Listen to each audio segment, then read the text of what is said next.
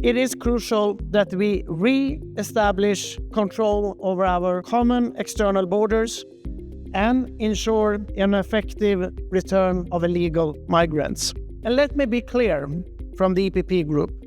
If you don't have the right to be in Europe, you should not be in Europe.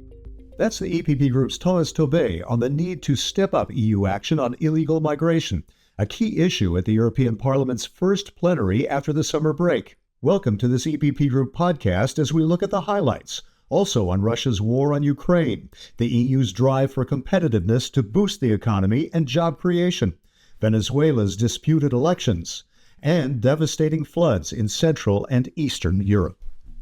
Migration was among the first issues this plenary dealt with, following recent elections where anti-immigrant far-right parties posted gains, and after deadly terror attacks, including in Germany, linked to illegal migrants that shook confidence in EU policies. The European Parliament approved a new migration pact in the last session, but is taking time to put into place. Thomas Tobé called on the European Union to take quicker and stronger steps. The adoption of the Migration Pact is a crucial step forward towards a more controlled migration policy. Our focus now is to ensure a swift and full implementation of all parts of the pact. However, this will not be enough. The horrific attack in Solingen has again put the spotlight on the need for an effective return policy. Citizens in Europe should know that we do all we can to keep them safe, and EPP is ready to do just that. EPP Group Vice Chair Jeroen Lenners says Germany's recent tightening of its borders is evidence the EU's policy isn't working fast enough. We moeten grip op migratie krijgen. Want je ziet de gevolgen van het uitblijven van effectief Europees beleid. Lenners says the Migration Pact, which calls for a more evenly shared assistance for migrants, is only part of the answer. He called for more agreements with third countries to host asylum seekers. There were calls as well for more progress in arming Ukraine in its struggle against the Russian invasion and allowing them to use those weapons to strike deep into Russian territory, to counter Russia's airstrikes across Ukraine.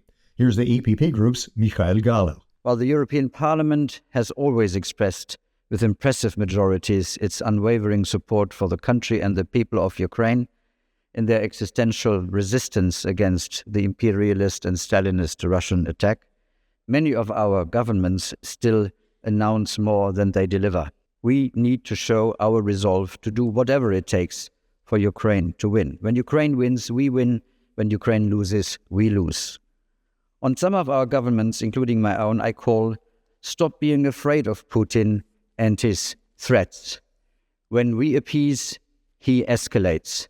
When we stand strong politically and enable Ukraine militarily to stand and push back, we get the country in a position to negotiate a solution that is in line with international law. So, lift all restriction on the use of weapons on Russian soil. And, adds the EPP Group's Andros Kubilius, provide more weapons overall by further stepping up European and Ukrainian production. He's the nominee for the new EU Defense Commissioner. We are not investing into security of Ukraine and into our security enough. How to change the situation? We need immediately to find much larger financial resources for military assistance to Ukraine, and we can do it. We need to radically ramp up production of our military industry and to integrate Ukraine military industry with European one. And we need to remove any red lines in defense of Ukraine's security, which means in defense of our security.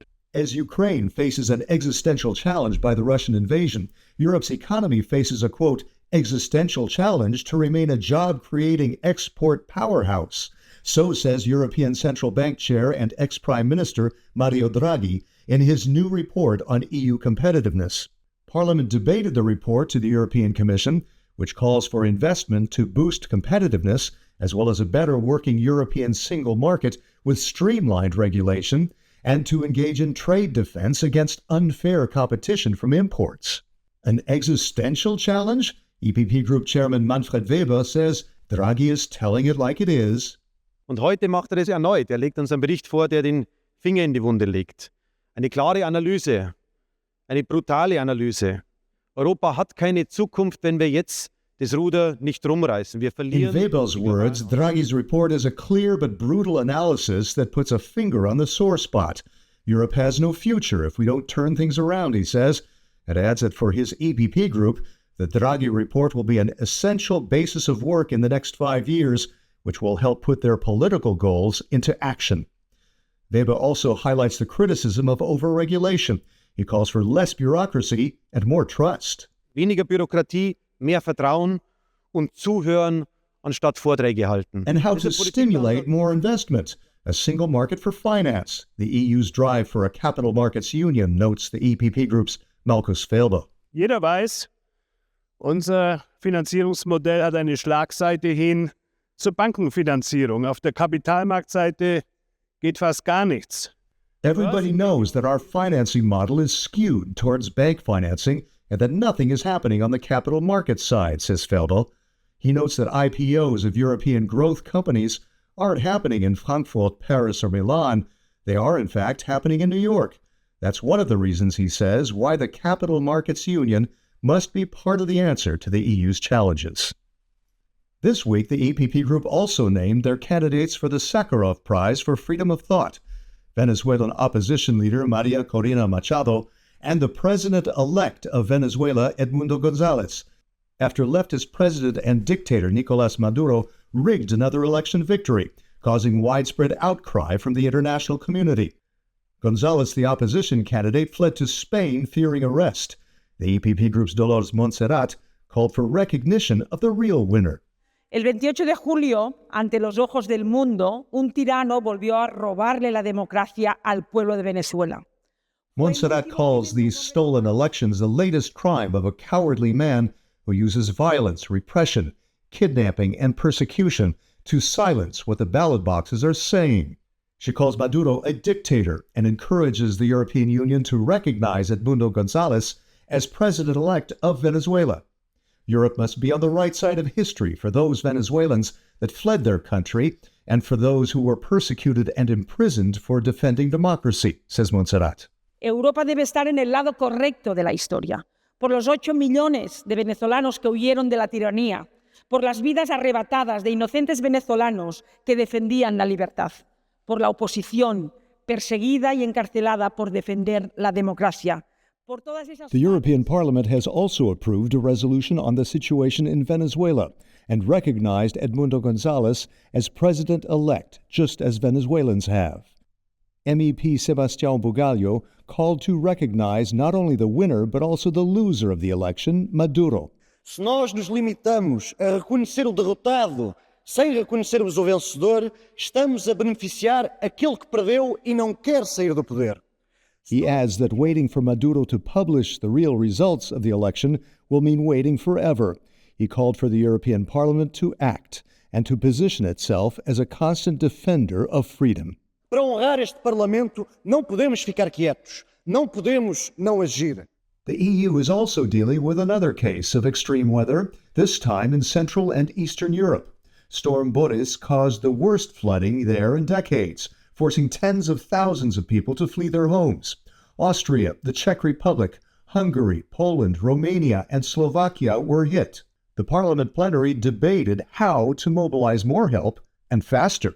Today, my thoughts are with all the mayors of our cities and towns who are now facing this catastrophe. That's the EPP Group's Danusha Nerudova. Floods have damaged roads, flooded homes, and destroyed essential infrastructure. In Hanušovice, Opava, Jeseník, and in the cities in Poland, Romania, in Austria and Hungary, people desperately need help. A quick operational response is not enough.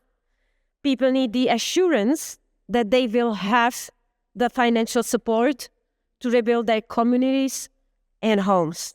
Nerudova wants the EU to make that quicker and simpler. How can we justify to citizens that they have to wait for months before the European Solidarity Fund releases the necessary resources? They need concrete help now. Europe must prove that solidarity is more than just a word. Millions of desperate people are counting on the action, on real help. I urge European Commission to streamline and expedite the process of releasing the funds. People in crisis cannot afford to wait. That's all for now from this Strasbourg Plenary. Find out more about the EPP Group through its postings on the social networks, YouTube, Spotify, and at eppgroup.eu. Thanks for listening.